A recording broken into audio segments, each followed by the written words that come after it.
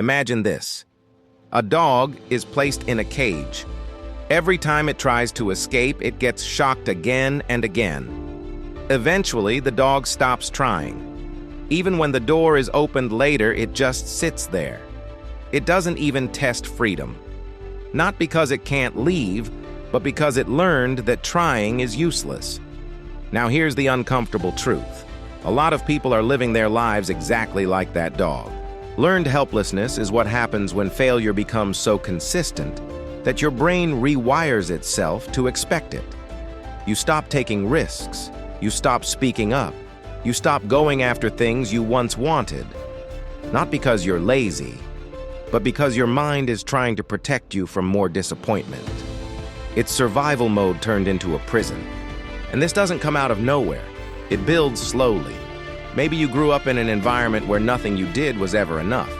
Maybe every time you tried something new, you got shut down, rejected, or embarrassed. Maybe relationships failed over and over, or you worked hard and still got overlooked.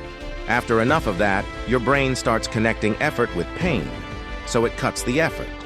You start telling yourself things like, "I already know how this ends," or "people like me don't get those opportunities," or "why even try if it's just going to fail again?" And the craziest part is, those thoughts feel logical. They feel realistic, but they're not truth. They're patterns. Here's where it gets deeper. Learned helplessness doesn't just kill ambition, it changes your identity. You don't just think you'll fail, you start believing you are someone who fails. That's a completely different level, because now you're not just avoiding action, you're protecting a version of yourself that expects loss. And this shows up in subtle ways. You don't apply for that job even though you qualify. You don't approach that person you're interested in. You don't speak your mind in a room where you actually have something valuable to say. You stay in situations that drain you because at least they're predictable. You choose familiarity over possibility even when familiarity is hurting you. Now here's the twist most people don't realize. Learned helplessness is not about your ability. It's about your conditioning. You were trained to think this way, which means it can be unlearned.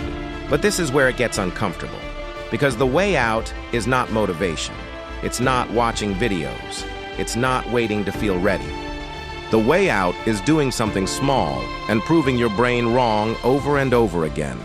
You rebuild trust with yourself the same way it was broken, through repetition. You take one action that your mind says won't work, not a huge one, something small. You send the message, you apply for the job, you speak up once, and when nothing terrible happens, your brain starts glitching a little because it expected pain and didn't get it. Then you do it again and again, and slowly you start collecting evidence that contradicts the story you've been living in.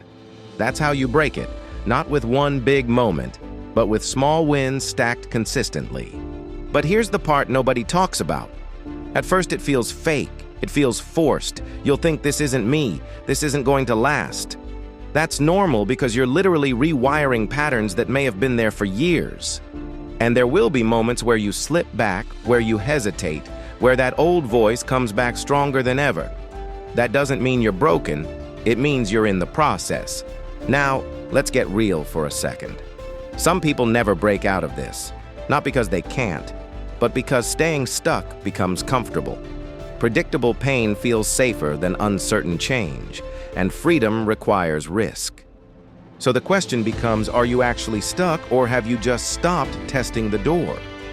Because most of the time, the door isn't locked anymore. And this is where everything flips. The moment you realize that your biggest limitation isn't reality, it's expectation, you gain something most people never do, awareness. So next time you think, what's the point? That's your signal. That's not the end of the story. That's the exact moment where the old version of you would stop and the new version has a chance to do something different. Even if it's small, especially if it's small, because small actions done consistently are what break psychological cages. And here's the part I want you to really sit with. What if the life you think you're not capable of is actually just on the other side of actions you've been avoiding? What if nothing is wrong with you and you've just been trained to believe that there is? That changes everything. So today, test the door. Do one thing your old self wouldn't do, not to prove anything to the world, but to prove something to yourself. Because the moment you realize you're not actually trapped, you stop living like you are, and once that happens, there's no going back. Don't forget to like, comment, share, and subscribe for more videos. Until next time.